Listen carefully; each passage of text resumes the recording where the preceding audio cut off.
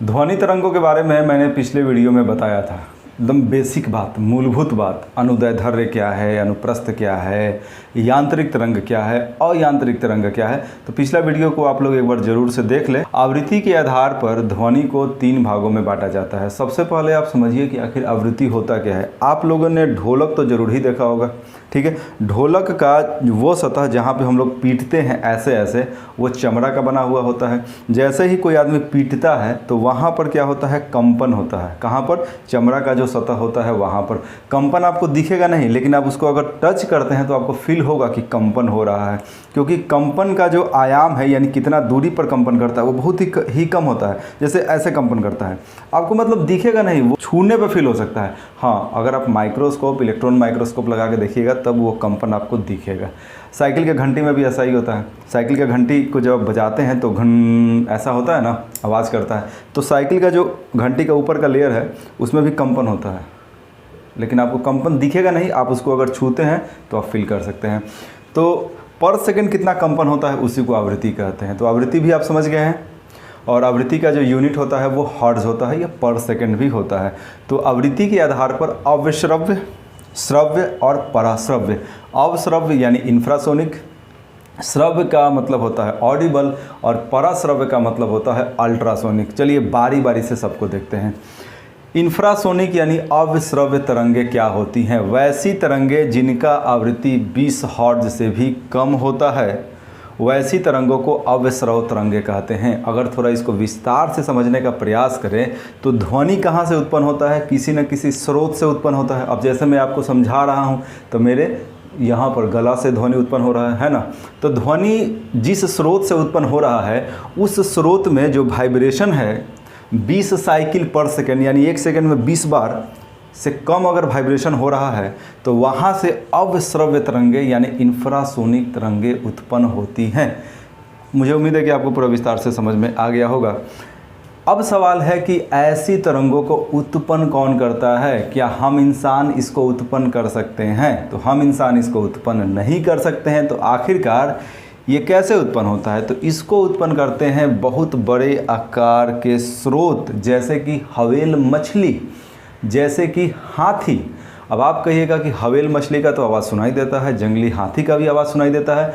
तो हाथी का आवाज़ सुनाई देता है, लेकिन बहुत सारी जो आवाज़ें हैं हाथी का हम नहीं सुन पाते हैं। कई बार आपने वीडियो में देखा हुआ होगा कि हाथी सुर उठाकर बस ऐसे किए हुए रहता है, उस समय भी कुछ ध्वनि निकालता है, वो इंफ्रासोनिक होता है। यानी हाथी का हर आवाज़ हम नहीं सुन पाते हैं। तो हाथी का कुछ आवाज़ ऑडिबल भी होता है और कुछ इंफ्रासोनिक भी होता है। तो इंफ्रासोनिक आपको समझ में आ गया होगा। इसके बाद है श्रव्य तरंगे यानी ऑडिबल वेव्स, जिसका फ्रीक्वेंसी यानी जिसका आवृत्ति 20 हर्ट्ज से 20,000 हर्ट्ज, 20 हर्ट्ज से 20,000 हर्ट्ज, 20,000 हर्ट्ज कहिए या 20 किलो हर्ट्ज कहिए, क्योंकि किलो का मतलब ही होता है 1000। यानी इस रेंज में अगर फ्रीक्वेंसी है, इस रेंज में अगर आवृत्ति है किसी ध्वनि का, तो उसको हम लोग श्रव्य तरंग बोलते हैं, उसको हम लोग ऑडिबल वेव कहते हैं। यहाँ भी वही बात है कि श्रव्य तरंग है। अब जैसे मैं बोल रहा हूँ या रोड पे आप गाड़ी का आवाज़ सुन रहे हैं, ट्रक का आवाज़ सुन रहे हैं, तो वहाँ भी जहाँ से ध्वनि उत्पन्न हो रहा है वहाँ पर वाइब्रेशन होता है। और वाइब्रेशन कितना है? 20 साइकिल पर सेकंड से लेकर के 20,000 साइकिल पर सेकंड, यानी काफ़ी फास्ट वाइब्रेशन हो रहा है। तो उसको ऑडिबल वेव कहते हैं और इसको हम लोग सुन सकते हैं। और इंसानों के द्वारा, जानवरों के द्वारा, म्यूजिक सिस्टम के द्वारा, गाड़ियों के द्वारा, ट्रेनों के द्वारा ये उत्पन्न होता है। तो इसको तो आप आसानी से समझते हैं ये। और जो आवाज़ आप सुन रहे हैं या मैं सुन रहा हूँ या जो मैं बोल रहा हूँ, ये सब के सब श्रव्य तरंगे ही हैं। दोस्तों अगला जो ध्वनि है वो है पराश्रव्य यानी कि अल्ट्रासोनिक वेव। अल्ट्रासोनिक वेव आखिरकार होता क्या है? वैसी ध्वनि तरंगे यानी वैसा ध्वनि, वैसा आवाज़ जिसका फ्रीक्वेंसी, जिसका आवृत्ति 20,000 हर्ट्ज से भी ज़्यादा है। कितना? 20,000 हर्ट्ज यानी 20 किलो हर्ट्ज से भी जिसका ज़्यादा फ्रीक्वेंसी है, उसको हम लोग अल्ट्रासोनिक तरंगे कहते हैं। अब सवाल है कि क्या मनुष्य इसे सुन सकता है? तो जाहिर सी बात है, मनुष्य इसे सुन नहीं सकता है। तो आखिरकार इसको सुन कौन सकता है और ये कैसे उत्पन्न हो सकता है? चलिए अब इसको समझते हैं। कुत्ता, बिल्ली, चमगादड़ इसे सुन सकते हैं। चमगादड़ के बारे में आपने सुना होगा एक बात कि चमगादड़ कहीं भी जाता है तो चमगादड़ को देखने का शक्ति नहीं होता है। चमगादड़ करता क्या है, चमगादड़ अल्ट्रासोनिक छोड़ता है। क्या करता है चमगादड़? अल्ट्रासोनिक वेव को छोड़ता है, और अल्ट्रासोनिक वेव जाहिर सी बात है टकरा के उसके पास वापस आता है। मान लिया कि चमगादड़ उड़ रहा है, बीच में एक पेड़ है, तो जाहिर सी बात है अल्ट्रासोनिक जो उसने छोड़ा चमगादड़ ने, वो टकरा के वापस आ जाएगा। तो चमगादड़ के दिमाग में सारा कैलकुलेशन हो जाएगा कि अच्छा इतना दूरी पर ये है, इतना मेरा वेलोसिटी है, वो तुरंत कैलकुलेशन कर लेगा। आप समझ रहे हैं कि कितना समय में मैं वहाँ पे पहुँचने वाला हूँ, तो अपना रास्ता को वो बदल देता है। तो अल्ट्रासोनिक का प्रयोग चमगादड़ भी करता है। अब बात है कि अल्ट्रासोनिक को अगर आप मशीन की सहायता से उत्पन्न करना चाहते हैं तो कैसे उत्पन्न कर सकते हैं। एक है गाल्टन का सीटी। क्या गाल्टन का सीटी? गाल्टन का सीटी का आप तस्वीर भी देख सकते हैं। जो कुत्ता पालक लोग होते हैं गाल्टन का सीटी का प्रयोग करते हैं। तस्वीर के माध्यम से आप समझ सकते हैं। यानी कि सीटी से जो आवाज़ निकलेगा वो किसी और को सुनाई नहीं देगा, वो कुत्ता को ही सुनाई देगा, क्योंकि वो आवाज़ कैसा है, वो आवाज़ अल्ट्रासोनिक है। तो ये है गाल्टन का सीटी। इसके अलावा और कैसे उत्पन्न हो सकता है? तो इसके अलावा क्वार्ट्ज क्रिस्टल के माध्यम से भी अल्ट्रासोनिक उत्पन्न हो सकता है। तो क्वार्ट्ज क्रिस्टल में दाब विद्युत प्रभाव का प्रयोग करके भी उसको उत्पन्न किया जा सकता है। अब सवाल है कि दाब विद्युत प्रभाव क्या होता है ना?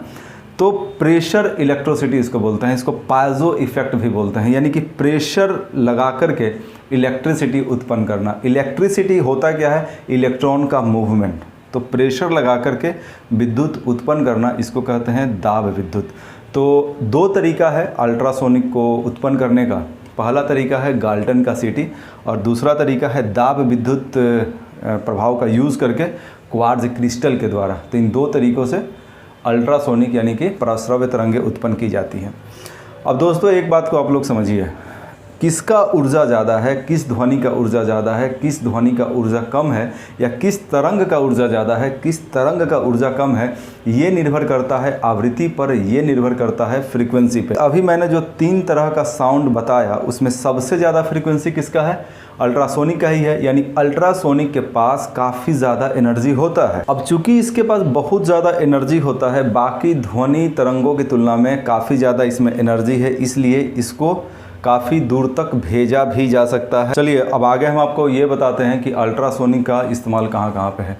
तो संकेत भेजने में, चूँकि इसके पास काफ़ी ज़्यादा एनर्जी है तो इसका यूज सिग्नल के रूप में किया जाता है, सिग्नल भेजने में। दूसरा है समुद्र की गहराई का पता लगाने में, क्योंकि काफ़ी एनर्जी है इसमें, तो समुद्र में काफ़ी अंदर तक ये जा सकता है। कीमती कपड़ा, वायुयान, घड़ियों के पुर्जों को साफ़ करने में। अब देखिए घड़ी का जो पुर्जा होता है कितना बारीक होता है। आप जिन्होंने मैकेनिकल घड़ी को खोला होगा, यानी कि जो सुई वाला घड़ी होता है, यांत्रिक घड़ी उसको बोलते हैं, उसके कल पुर्जे बहुत ही बारीक होते हैं। तो उनको जाहिर सी बात है कपड़ा से तो साफ़ कर नहीं सकते हैं, तो वहाँ पर अल्ट्रासोनिक का इस्तेमाल करते हैं उसको साफ़ करने में।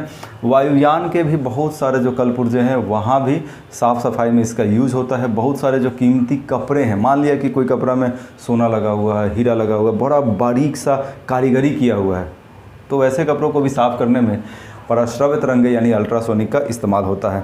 दूध के अंदर हानिकारक जीवाणुओं को ये नष्ट कर देता है, क्योंकि इसके पास एनर्जी है। आखिर दूध के हानिकारक जीवाणुओं को नष्ट करने के लिए पाश्चराइजेशन का प्रक्रिया किया जाता है, जिसमें दूध को गर्म किया जाता है, यानी दूध को एनर्जी मिलता है। आखिर गर्म करने से क्या होता है? दूध को एनर्जी मिल रहा है, हीट मिल रहा है, जिससे जीवाणु नष्ट होते हैं, और इसके पास भी तो काफ़ी एनर्जी है ना। तो इस वजह से हानिकारक जीवाणुओं को नष्ट करने में भी इस्तेमाल होता है दूध के अंदर।